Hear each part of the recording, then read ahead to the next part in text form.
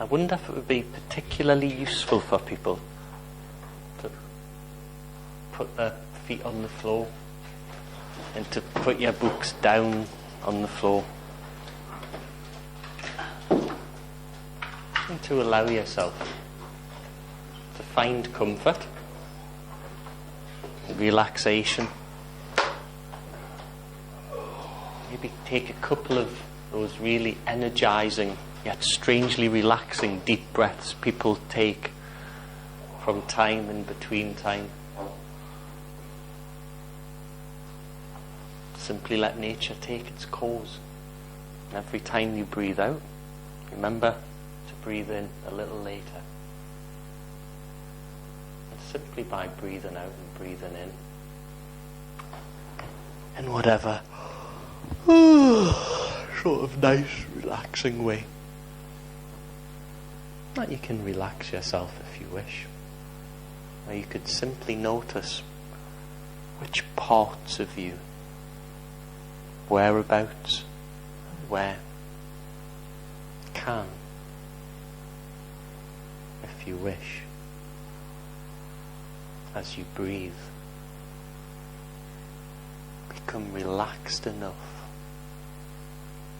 to let go a little bit of your ego and your identity. Simply let your mind drift easily and comfortably to anywhere it wants to drift off to before.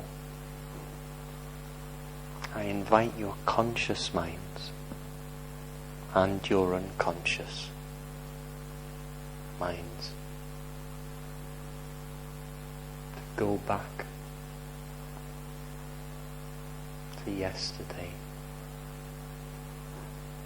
easier and easier with each breath, because consciously you can be aware of the position of your hands, your feet, the support of the chair, while you set your intention, your purpose, to drift off to yesterday, to that place in no shields, and start to consider, pardon, if you will, the joys of framing. Because a frame, if you think about it this way, just focuses your attention in some way. Like a question focuses your attention, does it not?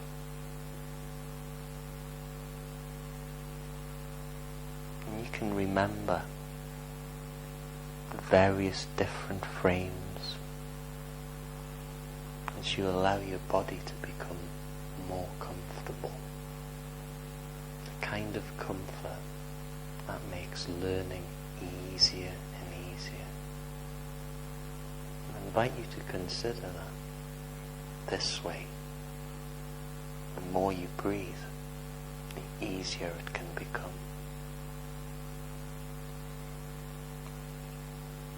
Like a child, relaxing those beliefs, those values, enjoying the experience. Just be in the experience of replaying, revisiting and reviewing that Specsavor exercise. Whether you remember it in terms of Pooh Bear or any other way, to remember the specific frames easily. And whether you do that consciously or not, it really doesn't matter. Because in comfort and with a sense of fun and playfulness, you really can remember more and more easily, freely learning, comfortably, enjoying, happily recalling what's important to you and for you. You can still be aware that part of your attention can be aware of the temperature of your skin. To take that deeper breath when it's right for you. To make those little adjustments. To change your state.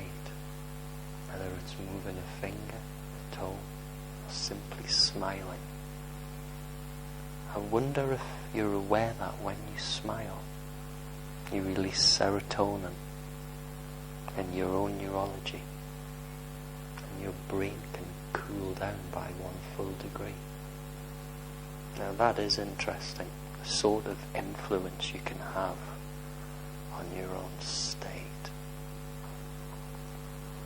And having explored the different frames of problem, blame, outcome, act as if, and all of the other frames and examples of frames,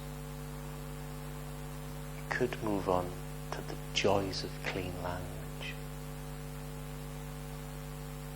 And your understanding clean language, that's like what for you? If you were to think about it this way,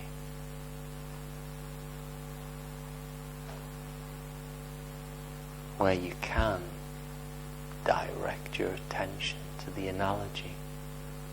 It's as simple as matter, time and space.